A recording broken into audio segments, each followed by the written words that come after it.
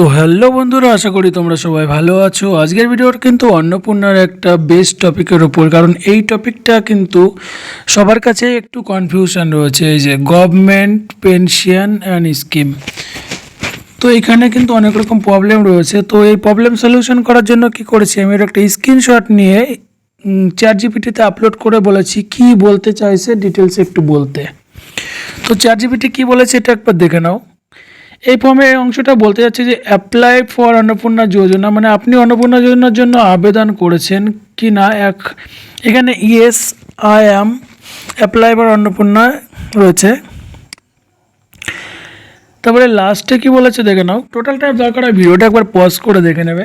এই যে 1 OPT out issue equal no, মানে আপনি লক্ষ্মীর ভাণ্ডারের থেকে নাম কাটাতে চান না, অর্থাৎ লক্ষ্মীর ভাণ্ডারের সুবিধা চালু রেখেই অন্নপূর্ণা যোজনার জন্য আবেদন করেছেন। যদি ইয়েস নির্বাচন করেন তাহলে তার মানে হবে আপনি ওই স্কিম লক্ষ্মীর ভাণ্ডার থেকে বেরিয়ে যেতে বা সুবিধা বন্ধ করতে রাজি আছেন। তো ওখানে কিন্তু নো করেছে, অনেকে আবার বলছে ইয়েস করতে হবে।